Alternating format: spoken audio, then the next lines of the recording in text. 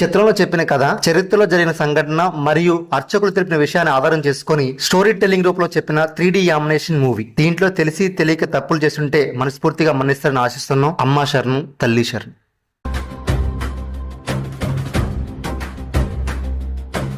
ఏకదేహం కష్టసహనం భక్తినిధి రూపం ఏక ప్రాణం పతివ్రత ధర్మం పుణ్యఫలయోగం ఏకజ్వాలా అగ్నిశుద్ధి లోకహిత మార్గం ఏకమాతా పెనుగంచి ప్రోలు శక్తిపీఠం సాహో సాహో తిరుపతమ్మ మహాశక్తి జ్వాలాముఖి యోగాగ్ని సంభూతే దుఃఖ వినాశిని ధర్మ ప్రకాశిని నారీ గౌరవ దివ్య స్వరూపిణి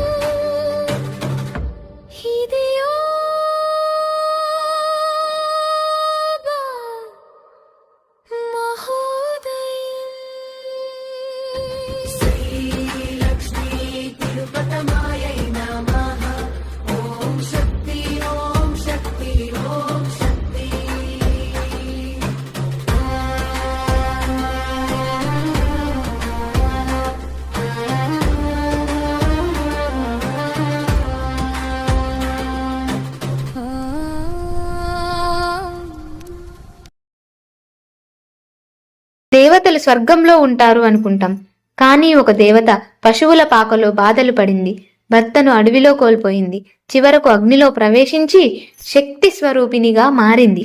ఇది కథ కాదు, ఇది ఒక జీవించి ఉన్న చరిత్ర. ఎన్టీఆర్ జిల్లా గుండెల్లో వెలిసిన పెనుగంచిప్రోలు శ్రీ లక్ష్మీ తిరుపతమ్మ తల్లి గాథ. పెనుగంచిప్రోలు ఒక ఊరు కాదు, ఒక శక్తి క్షేత్రం. పూర్వకాలంలో ఈ గ్రామాన్ని పెదకంచి అని పిలిచేవారు. తమిళనాడులోని కంచి కామాక్షి అమ్మవారి క్షేత్రంతో సమానమైన శక్తి ఇక్కడ ఉందని స్థల పురాణాలు చెబుతాయి. ఒకప్పుడు ఈ గ్రామంలో 101 దేవాలయాలు ఉండేవని పెద్దలు చెబుతారు. తిరుపతమ్మ జన్మించక ముందే ఈ నేల భక్తితో నిండిపోయింది. ఈ క్షేత్రానికి ప్రాణవాయువు మునియేరు. మౌద్గల్య మహర్షి తపోశక్తి వల్ల ఈ నది ఆవిర్భవించిందని నమ్మకం.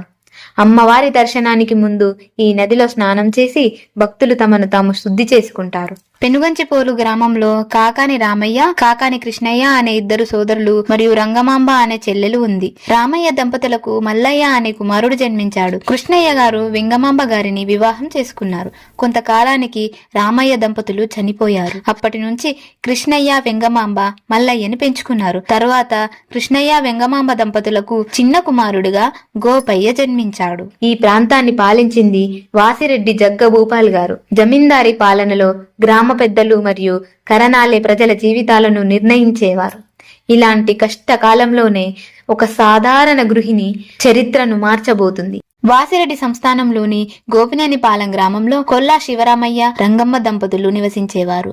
వారికి సంతానం లేకపోవడంతో ఆర్తిగా తిరుమల శ్రీ వెంకటేశ్వర స్వామిని నిత్యం ప్రార్థించేవారు. ఒకరోజు వారి కలలో శ్రీ వెంకటేశ్వర స్వామి ప్రత్యక్షమై తిరుమల తిరుపతి దేవస్థానాన్ని సందర్శించండి, మీకు తప్పకుండా సంతానం కలుగుతుంది అని వరమిచ్చాడు. ఆలస్యం చేయకుండా శివరామయ్య, రంగమాంబ తిరుమల చేరి స్వామిని సందర్శించుకున్నారు. దర్శనం అనంతరం పట్టు వస్త్రాలు ధరించిన ఒక వృద్ధ దంపతులు వారి దగ్గరకు వచ్చి, మీకు పిల్లలు పుట్టిన తర్వాత వారిని తిరుమలకు తీసుకువచ్చి శ్రీ వెంకటేశ్వర స్వామి ముందున్న ధ్వజస్తంభానికి కట్టి నమస్కరించండి అని చెప్పి అదృశ్యమయ్యారు. వారే స్వయంగా స్వామి రూపమేనని ఆ దంపతులను విశ్వసించారు. కొద్ది కాలానికే వారికి ఒక అమ్మాయి జన్మించింది. తిరుపతి స్వామి ప్రసాదంగా భావించి ఆమెకు పేరు పెట్టారు తిరుపతమ్మ.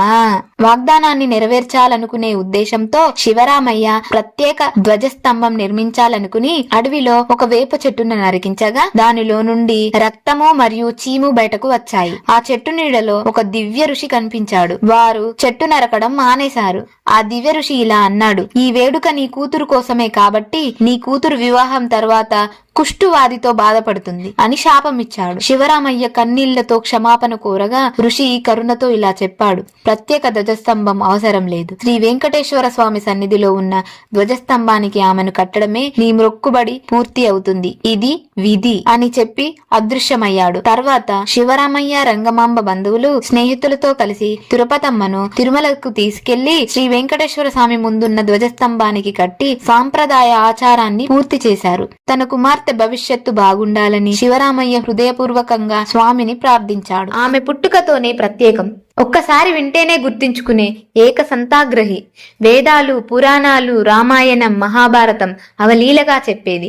గ్రామస్తులు ఆమె మాటల్లో దైవత్వాన్ని చూశారు. కాలక్రమంలో మేనల్లుడు అయిన గోపయ్యతో ఆమె వివాహం జరిగింది. వివాహానంతరం తిరుపతమ్మ తల్లి గోపయ్యని గోపినేనిపాలెం నుంచి పెనుగంచిప్రోలు తీసుకెళ్తున్న దారి మధ్యలో ఎండ ఎక్కువగా ఉందని కాసేపు విశ్రాంతి తీసుకుందామని సేవకులు పల్లకిని అక్కడుంచి చెట్టు నీడలో ఉన్నారు. ఇంతలో ఒక పాము తిరుపతమ్మ తలపై ఎండ పడకుండా గొడుగులా ఉంది. అది చూసి అందరూ ఆశ్చర్యపోయారు. తిరుపతమ్మ తల్లిలో తెలియని శక్తి ఉందని అప్పుడే గుర్తించారు.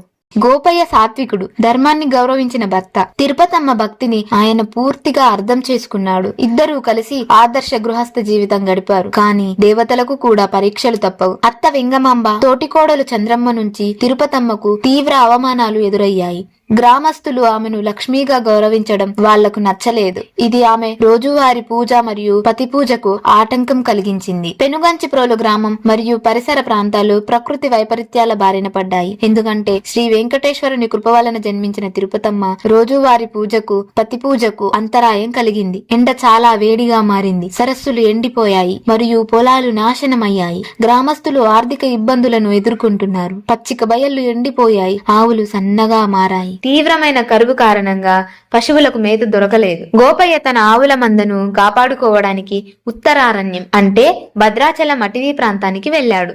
తిరుపతమ్మ తీవ్ర అనారోగ్యంతో ఉందని తెలుసుకున్న ఆమె అత్తగారు, తోటికోడలు తిరుపతమ్మను తాళ్లతో కట్టి ఇంటికి దూరంగా ఉన్న పశువుల కొట్టంలోకి తీసుకెళ్లి అక్కడ పడేశారు. అత్తగారు వెంగమాంబ, తోటికోడలు చంద్రమ్మలు మట్టికుండ పాత్రలను తిరుపతమ్మ దగ్గర ఉంచారు. మట్టి పాత్రలలో చల్లటి పాచిన ఆహారం మరియు నీటిని ఒక మట్టి కుండలో ఉంచారు. ఇంత దయానీయ స్థితిలో తిరుపతమ్మను దగ్గరకు తీసుకుని ఓదార్చడానికి ఎవరూ లేరు. తిరుపతమ్మ సహచరురాలు పాపమాంబ కూడా తీర్థయాత్రకు వెళ్ళింది. పాపమాంబ తీర్థయాత్ర నుండి తిరిగి వచ్చి తిరుపతమ్మ కోసం వెతుకుతూ శివరామయ్య ఇంటికి వచ్చి వెంగమాంబను తిరుపతమ్మ ఎక్కడా అని అడిగింది. కాని సమాధానం రాలేదు. పాపమాంబ ఇంట్లో అన్ని చోట్ల వెతికింది. అక్కడి నుండి ఆమె పశువుల కొట్టానికి వెళ్ళింది. పాపమాంబ చాలా తీవ్రమైన అనారోగ్యంతో బాధపడుతున్న తిరుపతమ్మ దగ్గరకు వచ్చింది. పాపమాంబ ఏడుస్తూ తన పశువుల కొట్టాన్ని శుభ్రం చేసి అనారోగ్యంతో ఉన్న తిరుపతమ్మకు స్నానం చేయించింది. పాపమాంబ నేను మీతోనే ఉంటాను అని తిరుపతమ్మతో చెప్పింది. తిరుపతమ్మకు పశువుల కొట్టంలో సేవ చేసింది. ఆ సేవకు మెచ్చి తిరుపతమ్మ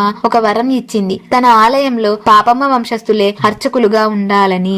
ఒక రోజు తెల్లవారుజామున తిరుపతమ్మ అనారోగ్యంతో ఉందని గోపయ్యకి కల వచ్చింది. తెల్లవారుజామున కనిపించే కలలు నిజమవుతాయని గోపయ్య ఏమాత్రం సమయం వృధా చేయకుండా పెనుగంచిప్రోలు చేరుకున్నాడు. గోపయ్య వెంటనే పశువుల కొట్టంలో ఉన్న తిరుపతమ్మ దగ్గరకు వెళ్లాడు. గోపయ్య చాలా ఓదార్పు మాటలు చెప్పాడు. కాని తిరుపతమ్మను చూసిన తర్వాత గోపయ్య తన కళ్ళల్లో కన్నీళ్లు, హృదయంలో బాధను ఆపుకోలేకపోయాడు. నిన్ను ఇంత బాధాకరమైన స్థితిలో నేను చూడలేను అని గోపయ్య అన్నాడు. పెనుగంచిప్రోలు మరియు చుట్టుపక్కల ప్రాంతాలలో పశువులకు తగినంత మేత ఉన్నందున నేను వెంటనే పశువులను తీసుకువస్తాను. వచ్చిన తరువాత గోపయ్య అనారోగ్యంతో బాధపడుతున్న తిరుపతమ్మకు సరైన చికిత్స అందిస్తాను మరియు నీతోనే ఉంటాను అని అన్నాడు. ఎవరినైనా పంపండి, మీరు వెళితే మీకు ఇబ్బంది ఎదురవుతుందేమో అని నేను భయపడుతున్నాను అంది. తిరుపతమ్మ మాటలను పట్టించుకోకుండా గోపయ్య పశువులను తీసుకురావడానికి ఉత్తర అడవికి వెళ్లాడు. ఆమె తల్లిదండ్రులు వచ్చి పుట్టింటికి తీసుకెళ్దామని వేడుకున్నారు. కాని తిరుపతమ్మ చెప్పింది ఒక్కటే, భర్త అనుమతి లేకుండా నేను ఈ గడప దాటను. అది ఆమె పతివ్రత ధర్మం. అరణ్యానికి తిరిగి వచ్చిన గోపయ్య అతని సహచరులు ఇలా చెప్పారు. తన అత్తగారు ఇచ్చిన ఆవును ఒక పెద్ద పులి తీసుకెళ్లిందని. ఈ మాటలు విన్న గోపయ్య ఏమాత్రం సంకోచించకుండా ఆవును చంపిన పెద్ద పులి వదిలి వెళ్లిన పాదముద్రలను అనుసరించడం ప్రారంభించాడు. గోపయ్య కోపంగా ఉండి తన కత్తితో ఆ పెద్ద పులిపై క్రూరంగా దాడి చేశాడు. అతను ఏ పులితోనైనా పోరాడి గెలవగలడు. జ్యేష్ఠాదేవి పెద్ద పులిపై ఉండడం వల్ల గోపయ్య పులితో పోరాడి మాట్లాడలేకపోయాడు. తరువాత గోపయ్య పులితో భీకర యుద్ధం చేసి వీరమరణం పొందాడు. పెనుగంచిప్రోలిలో ఉన్న తిరుపతమ్మ తన దివ్య దృష్టితో ఈ విషాదాన్ని గ్రహించింది. ఆమె కన్నీరు పెట్టలేదు, విలపించలేదు. ఒక మహా నిర్ణయం తీసుకుంది. సాధారణ సతీ సహాగమనం కాదు, యోగ శక్తితో అగ్నిని సృష్టించుకుని యోగాగ్ని ప్రవేశం చేయాలని నిర్ణయించింది. గ్రామ పెద్దలైన ముత్యాల నాయుడు మరియు కరణం శ్రీశైలపతికి తన మహిమలను చూపించి అనుమతి పొందింది. యోగాగ్ని సిద్ధం చేసిన తర్వాత అరణ్యంలో ఉన్న గోపయ్య స్వామి కత్తి మరియు రక్తపు మరకలో ఉన్న తన దుస్తులు యోగాగ్ని ముందు ఉంచారు. యోగాగ్నిలో ప్రవేశించే ముందు గ్రామస్తులకు చివరి సందేశం ఇచ్చింది. స్త్రీలను ఎక్కడ గౌరవిస్తారో అక్కడ సిరి సంపదలు ఉంటాయి, అక్కడే దేవతలు నివసిస్తారు.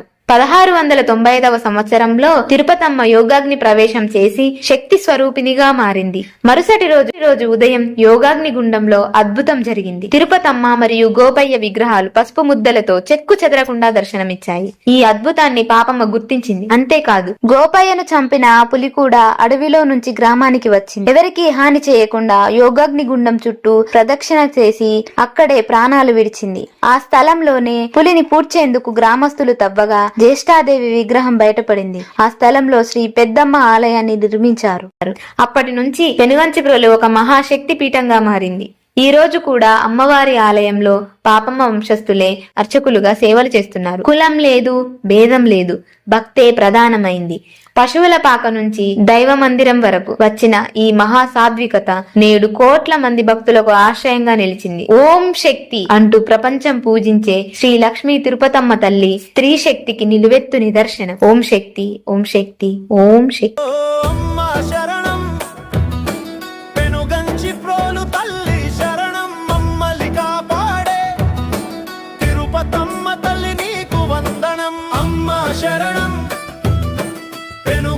ప్రోలు తల్లి శరణం.